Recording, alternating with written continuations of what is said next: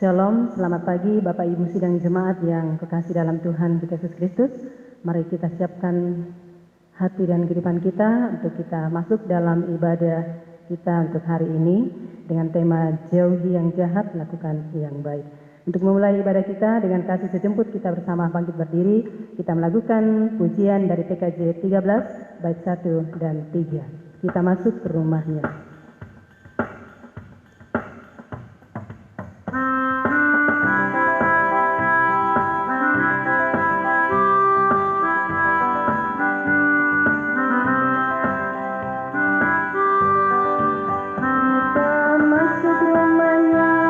Berkumpul menyembah kepadanya,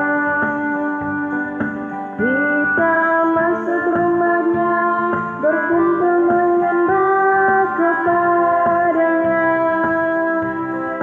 kita masuk rumahnya, berkumpul menyembah kepada Kristus, menyembah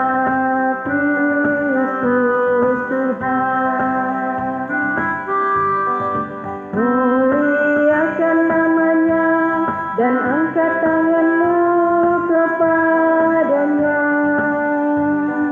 muliakan namanya, dan angkat tanganmu kepadanya, muliakan namanya, dan angkat tanganmu kepadanya.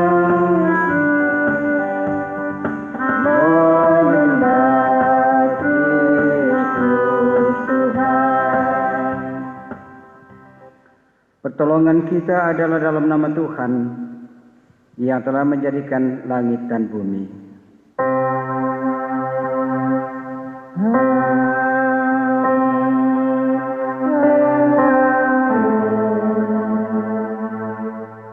Salam dari semua orang kudus kepada kamu. Kasih karunia Tuhan Yesus menuntun kita dalam ibadah ini. Salam bagimu juga. Silakan duduk. Kita datang merendahkan hati kita di hadapan Tuhan, mengaku segala keterbatasan kita melalui pengakuan dosa dalam bentuk pujian. Tuhanku, bila hati kawanku terluka oleh tingkah ujarku.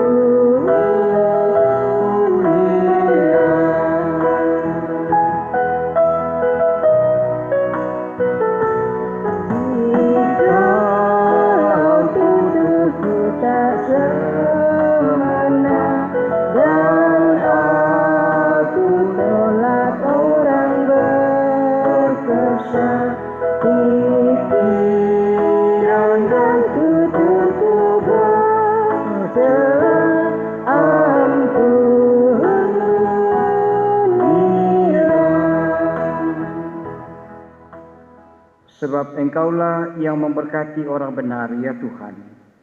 Engkau memagari dia dengan anugerahnya seperti perisai. Itulah berita anugerah.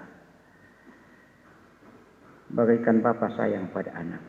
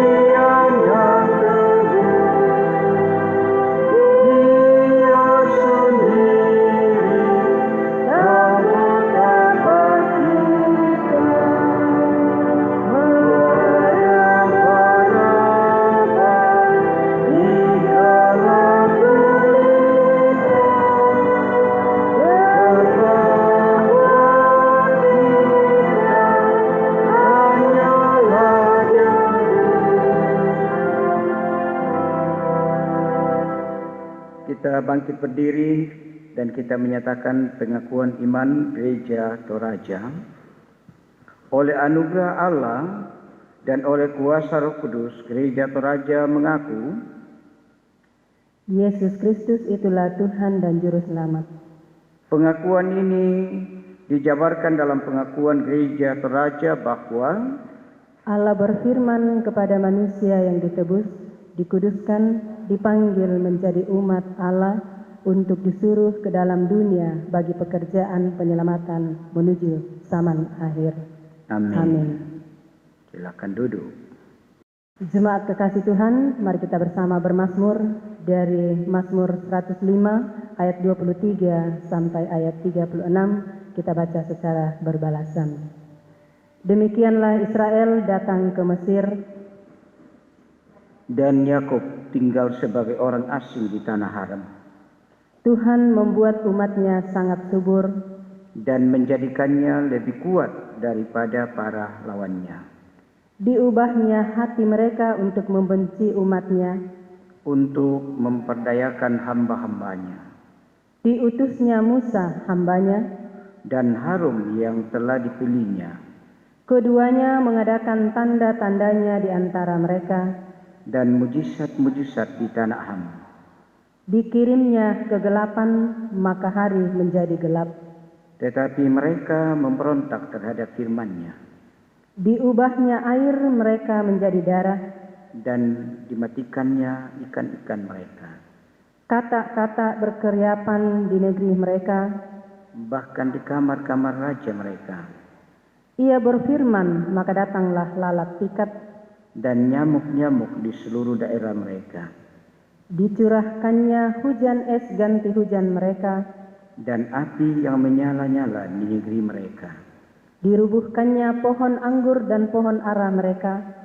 dan ditumbangkannya pohon di daerah mereka, Ia berfirman, maka datanglah belalang, dan belalang pelompat tidak terbilang banyaknya, yang memakan segala tumbuh-tumbuhan di negeri mereka. dan memakan hasil tanah mereka. Dibunuhnya semua anak sulung di negeri mereka. Mula segala kegagalan mereka. Amin. Kita berdoa untuk pemberitaan firman Tuhan. Kami bersyukur di hari yang Kau kuduskan ini Tuhan, karena kami dimungkinkan untuk boleh bersekutu denganmu, berjumpa denganmu, dan melakukan persekutuan selaku keluarga Allah. Dalam persekutuan kami pada pagi ini, kami hendak membaca dan merenungkan firman-Mu. Ya Roh Kudus, tolonglah kami, baik kami hamba-hamba-Mu yang akan membacakan dan menguraikan, maupun kepada jemaat-Mu yang rindu mendengar, baik di pagi ini maupun di sore nanti.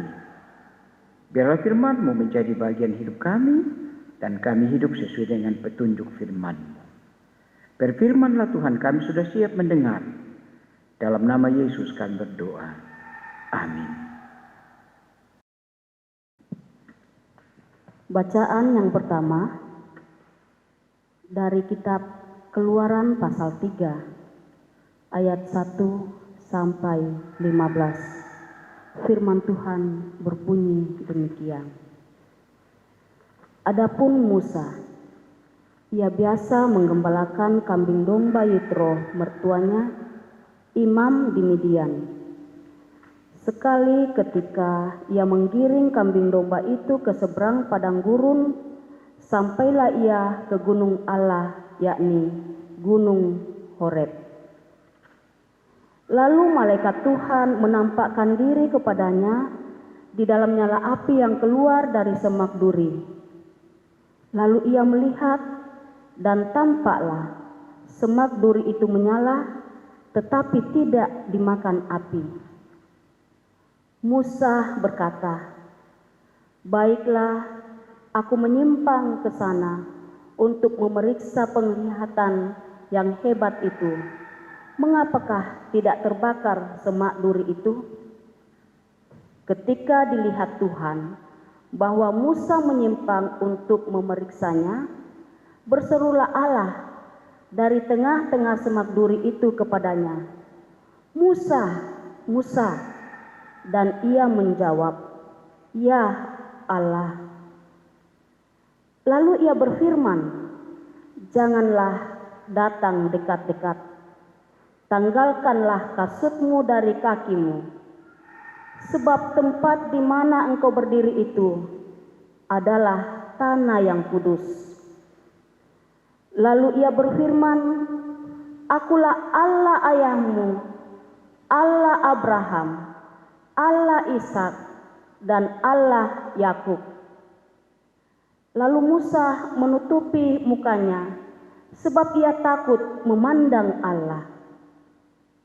Dan Tuhan berfirman, "Aku telah memperhatikan dengan sungguh kesengsaraan umatku di tanah Mesir, dan aku telah mendengar seruan mereka yang disebabkan oleh pengerah-pengerah mereka. Ya, aku mengetahui penderitaan mereka.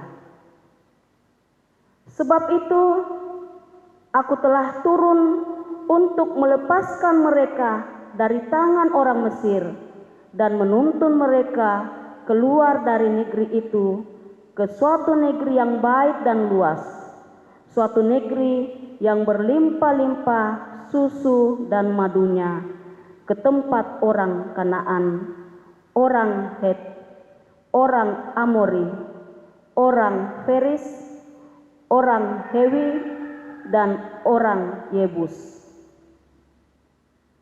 Sekarang seruan orang Israel telah sampai kepadaku, juga telah kulihat betapa kerasnya orang Mesir menindas mereka.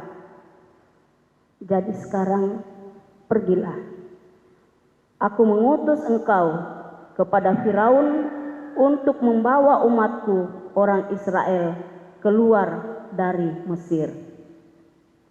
Tetapi Musa berkata kepada Allah, "Siapakah aku ini? Maka aku yang akan menghadap Firaun dan membawa orang Israel keluar dari Mesir?" Lalu firman-Nya, "Bukankah aku yang menyertai engkau? Inilah tandanya bagimu, bahwa aku yang mengutus engkau. Apabila engkau telah membawa bangsa itu keluar dari Mesir, maka kamu akan beribadah kepada Allah di gunung ini." Lalu Musa berkata kepada Allah, "Tetapi apabila aku mendapatkan orang Israel dan berkata kepada mereka, 'Allah nenek moyangmu telah mengutus aku kepadamu,' dan mereka bertanya kepadaku, 'Bagaimana tentang namanya?' Apakah yang harus kujawab kepada mereka?" Firman Allah kepada Musa, "Aku adalah Aku." Lagi firman-Nya, "Beginilah kau katakan kepada orang Israel itu, Akulah Aku, telah mengutus Aku kepadamu." Selanjutnya berfirmanlah Allah kepada Musa, "Beginilah kau katakan kepada orang Israel, Tuhan Allah nenek moyangmu, Allah Abraham, Allah Ishak, dan Allah Yakub telah mengutus Aku kepadamu. Itulah namaku untuk selama-lamanya, dan itulah sebutanku turun-temurun." Demikianlah firman Allah. Amin. Pembacaan firman Tuhan yang kedua terambil dari Roma 12 ayat 9 sampai 21. Firman Tuhan berbunyi, "Nasihat untuk hidup dalam kasih. Hendaklah kasih itu jangan pura-pura. Jauhilah yang jahat dan lakukanlah yang baik. Hendaklah kamu saling mengasihi sebagai saudara dan saling mendahului dalam memberi hormat. Janganlah hendaknya kerajinanmu kendor, biarlah rohmu menyala-nyala, dan layanilah Tuhan. Bersukacitalah dalam pengharapan, sabarlah dalam kesesakan, dan bertekunlah dalam doa. Bantulah dalam kekurangan orang-orang kudus, dan usahakanlah dirimu untuk selalu memberikan tumpangan. Berkatilah siapa yang menganiaya kamu, berkatilah dan jangan mengutuk. Bersukacitalah dengan orang yang bersukacita, dan menangislah dengan orang yang menangis. Hendaklah kamu sehati sepikir dalam hidupmu bersama. Janganlah kamu memikirkan perkara-perkara yang tinggi, tetapi arahkanlah dirimu kepada perkara-perkara yang sederhana. Janganlah menganggap dirimu pandai. Janganlah membalas kejahatan dengan kejahatan. Lakukanlah apa yang baik bagi semua orang. Sedapat-dapatnya, kalau hal itu bergantung padamu, hiduplah dalam perdamaian dengan semua orang. Saudara-saudaraku yang kekasih, janganlah kamu sendiri menuntut pembalasan, tetapi berilah tempat kepada murka Allah, sebab ada tertulis, pembalasan itu adalah hakku, akulah yang akan menuntut pembalasan, firman Tuhan. Tetapi jika seterumu lapar, berilah dia makan, jika ia haus, berilah dia minum. Dengan berbuat demikian, kamu menumpukkan bara api di atas kepalanya. Janganlah kamu kalah terhadap kejahatan, tetapi kalahkanlah kejahatan dengan kebaikan. Amin.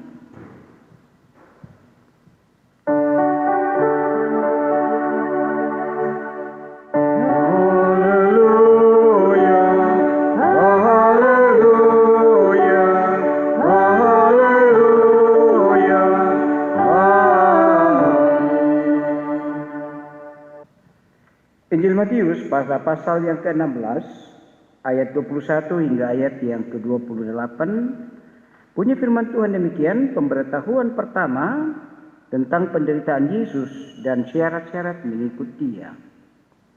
Sejak waktu itu Yesus mulai menyatakan kepada murid-muridnya bahwa Ia harus pergi ke Yerusalem dan menanggung banyak penderitaan dari pihak tua-tua, imam-imam kepala dan ahli-ahli Taurat, lalu dibunuh dan dibangkitkan pada hari ketiga. Tetapi Petrus menarik Yesus ke samping dan menegur dia, katanya, Tuhan, kiranya Allah menjauhkan hal itu. Hal itu sekali-kali tak akan menimpa engkau. Maka Yesus berpaling dan berkata kepada Petrus, enyahlah iblis, engkau suatu batu sandungan bagiku, sebab engkau bukan memikirkan apa yang dipikirkan Allah, melainkan apa yang dipikirkan manusia. Lalu Yesus berkata kepada murid-muridnya, setiap orang yang mau mengikut aku, ia harus menyangkal dirinya, memikul salibnya, dan mengikut aku.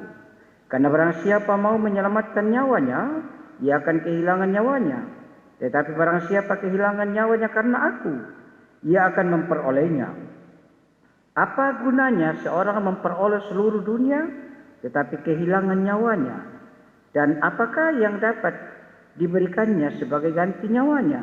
Sebab anak manusia akan datang dalam kemuliaan Bapanya, diiringi malaikat-malaikatnya. Pada waktu itu, ia akan membalas setiap orang menurut perbuatannya.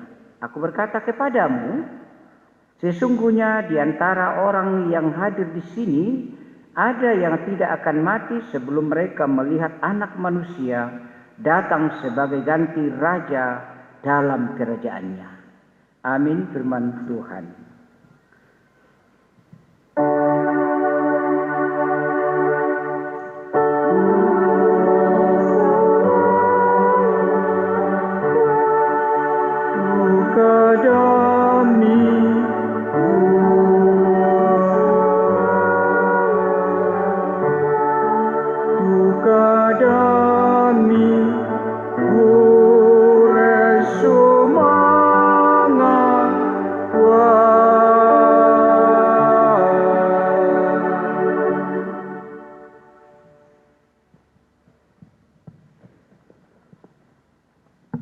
Bapak, Ibu, Saudara-saudara, selamat hari Minggu dan Shalom.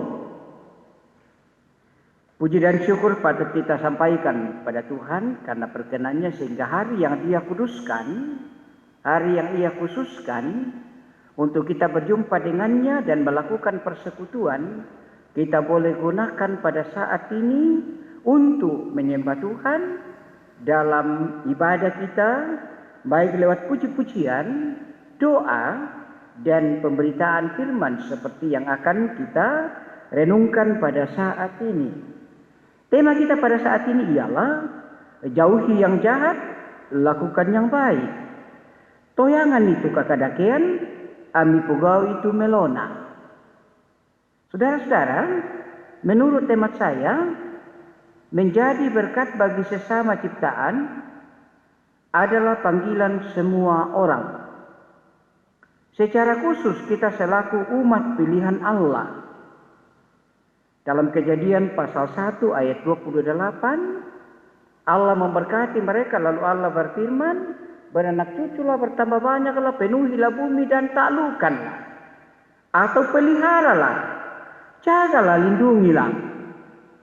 Demikian pun dalam 1 Petrus pasal 2 ayat yang ke-9, tetapi kamulah imamat yang rajani, bangsa yang kudus, umat kepunyaan Allah, yang telah dipanggil keluar dari kegelapan kepada terang-Nya yang ajaib, supaya kamu memberitakan perbuatan Allah yang besar itu. Itulah gereja, dipanggil keluar dari kegelapan, menjadi berkat, mengatur, mengelola, atau melakukan yang baik. Pertanyaan ialah, apa sih kebaikan itu?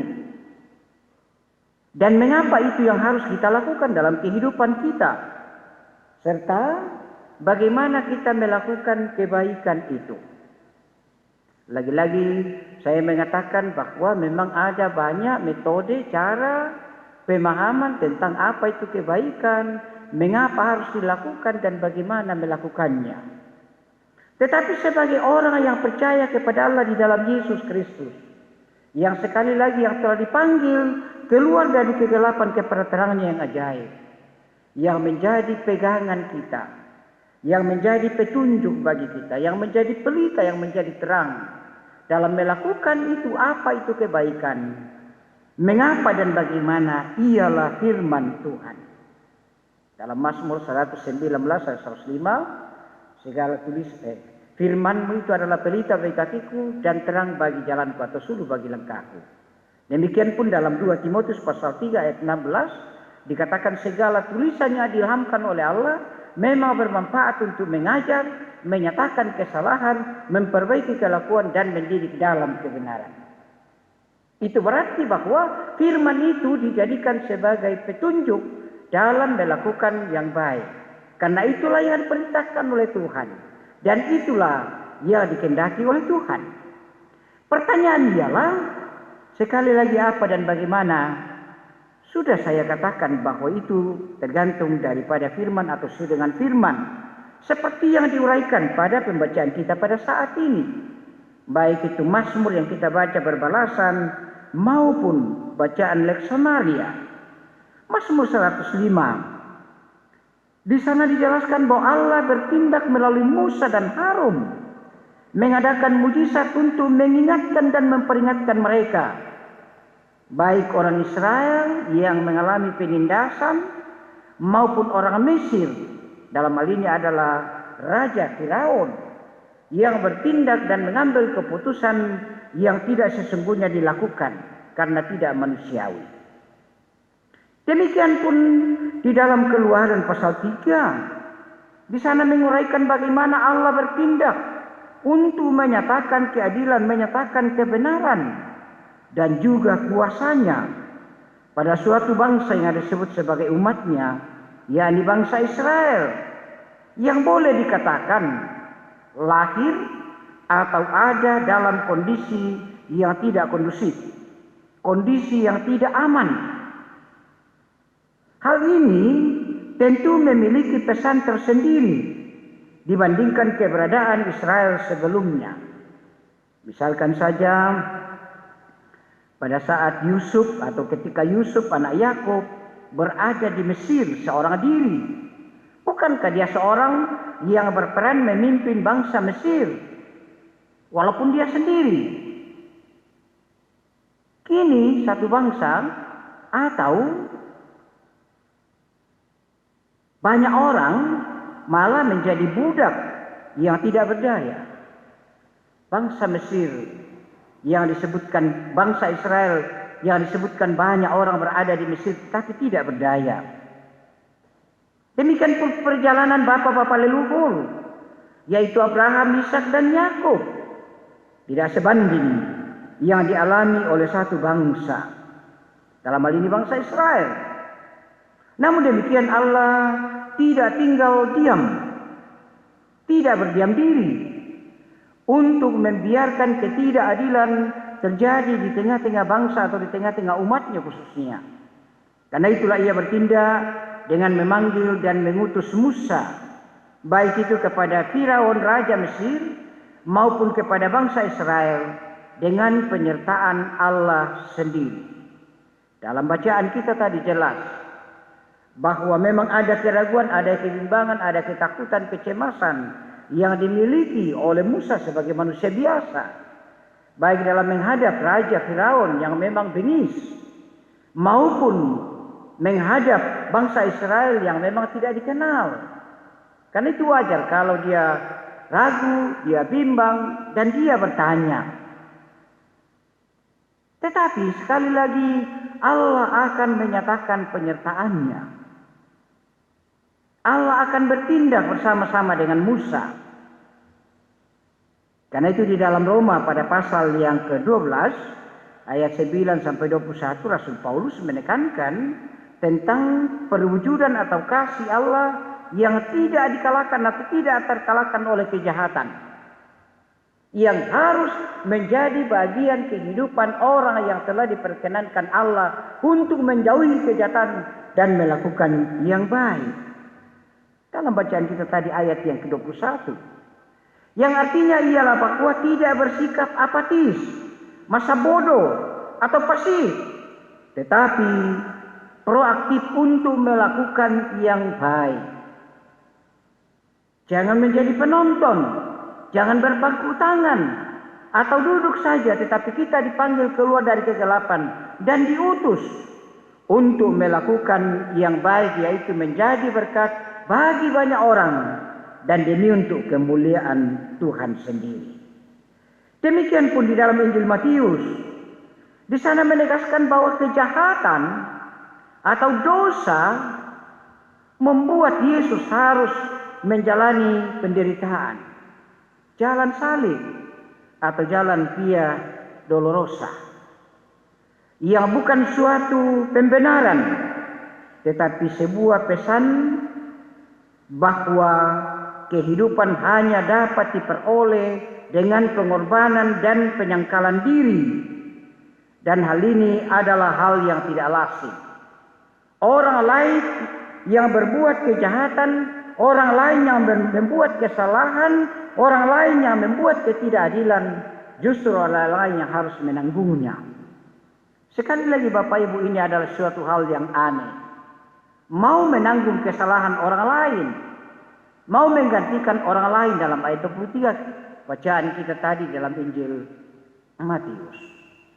Oleh karena itu Bapak Ibu dan saudara-saudara yang dikasih dalam Tuhan, dari uraian ini kita dapat melihat beberapa hal yang kita boleh renungkan, kita boleh hayati di dalam kehidupan kita dari hari ke hari, dalam menjalani kehidupan yang Allah kehendaki. Yang kita lakukan adalah melakukan yang baik dan menjauhkan diri dari kejahatan.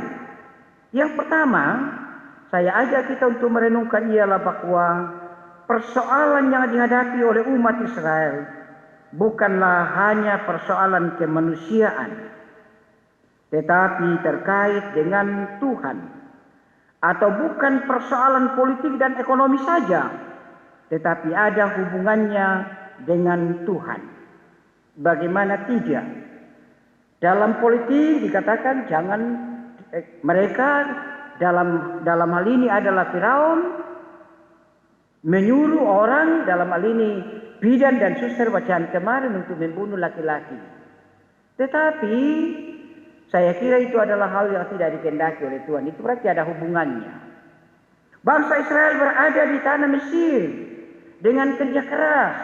Tidak ada kesempatan untuk beribadah, bersekutu dengan Tuhan dan melakukan persekutuan. Bukankah itu juga adalah hal yang bertentangan dengan kehendak Tuhan? Kuduskan hari Sabat. Oleh karena itu, tidak ada sesuatu yang tidak ada hubungannya dengan Tuhan.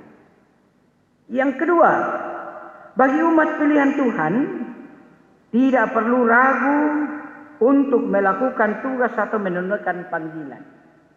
Sepanjang panggilan itu adalah membawa damai sejahtera dan memuliakan Tuhan, tidak perlu takut untuk melakukan perintah itu. Karena penyertaan Tuhan itu pasti. Aku adalah aku. Itu kata Tuhan kepada Musa ketika dia mau menghadap bangsa Israel. Dan jika mereka bertanya, katakanlah aku adalah aku. Ayat 15, aku adalah Allah nenek moyangmu. Itu berarti bahwa Allah menyertai nenek moyang kita sampai pada saat ini. Dan akan seterusnya. Karena itu sepanjang kita melakukan yang baik, jangan pernah gentar dan jangan pernah takut. Karena Tuhan besertamu. Kalau boleh saya bandingkan di dalam Injil Matius pada pasal yang ke-28 ayat 20, Yesus katakan, aku menyertai kamu sampai pada akhir zaman. Karena itu pergilah, jadikanlah semua bangsa muridku dan baptis mereka ke dalam nama Bapa, Anak dan Roh Kudus. Dan ketahuilah aku menyertai kamu. Karena itu menjadikan bangsa berarti melakukan apa yang dikehendaki oleh Tuhan.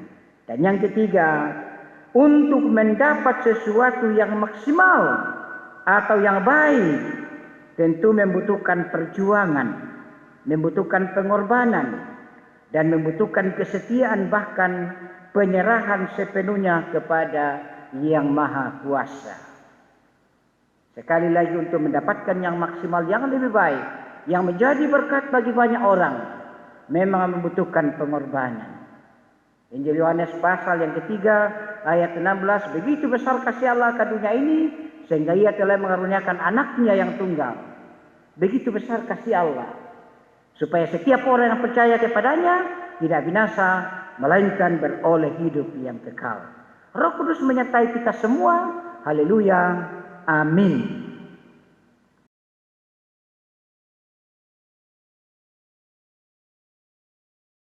Jemaat kekasih Tuhan, kita akan bersama memberikan persembahan, dan sebelumnya kita diingatkan dari Bilangan 18 ayat 29, dari segala yang diserahkan kepadamu, yakni dari segala yang terbaik di antaranya, haruslah kamu persembahkan seluruh persembahan khusus kepada Tuhan, sebagai bagian kudus daripadanya. Sambil kita memberi persembahan, kita iringi dengan pujian dari NKB 133, bait yang pertama, syukur padamu ya Allah.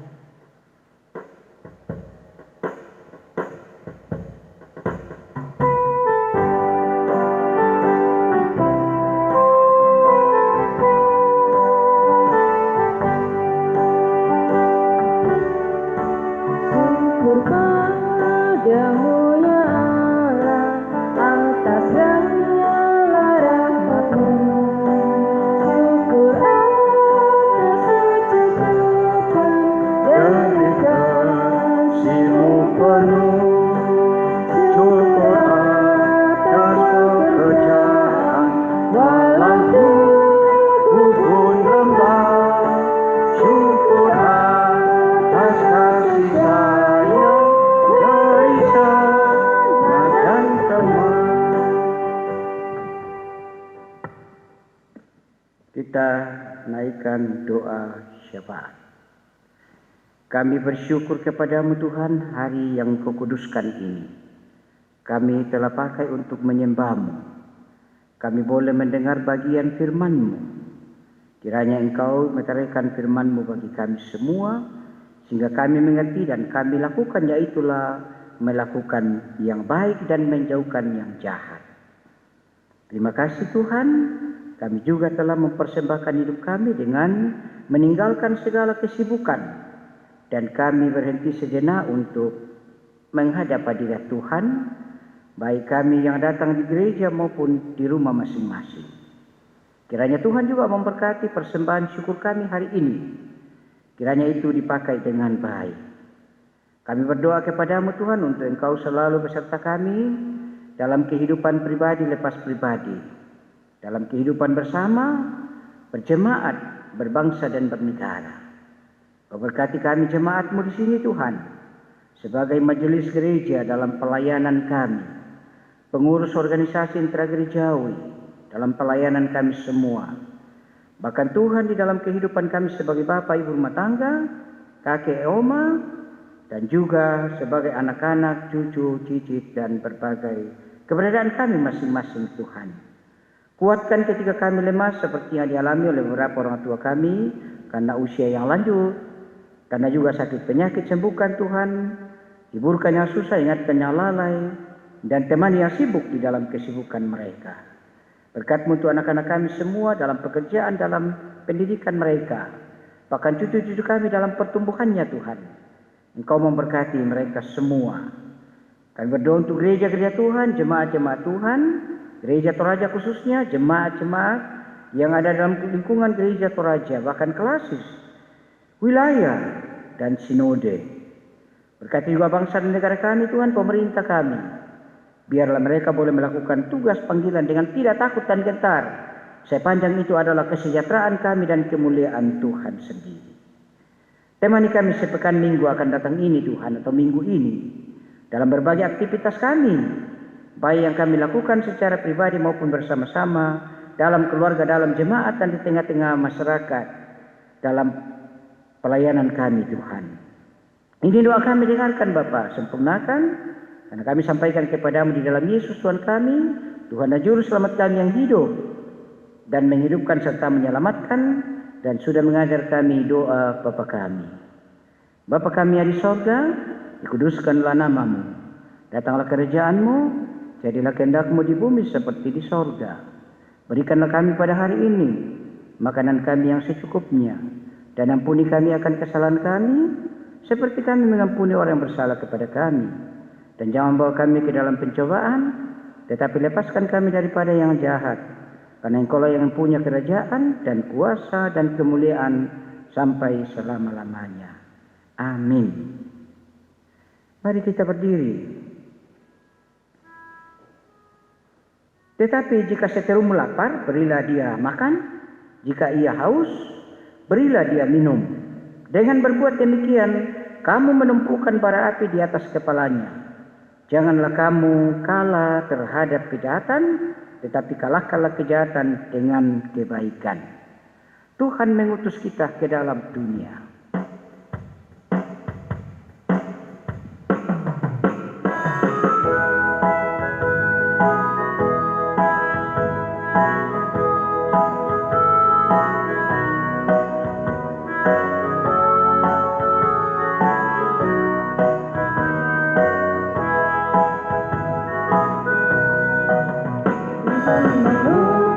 Kita ke dalam dunia, bawa pelita kepada yang gelap, musuh dihina serta dilanda duka, harus melayani dengan sepenuh, dengan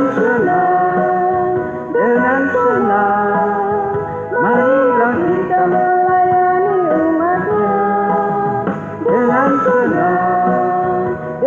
senang, berarti kita memuliakan namanya. Bapak Ibu Saudara-saudara, pergilah, jauhilah yang jahat dan lakukanlah yang baik. Arahkan hidupmu kepada Tuhan, terimalah berkat-Nya. Tuhan memberkati engkau dan melindungi engkau. Tuhan menyinari engkau dengan wajah-Nya dan memberi engkau kasih karunia. Tuhan menghadapkan wajah-Nya kepadamu dan memberi engkau damai sejahtera. Amin. Jemaat kekasih Tuhan, sekali lagi kita bersama melakukan pujian Juru Selamatku sebagai pujian penutup ibadah kita saat ini.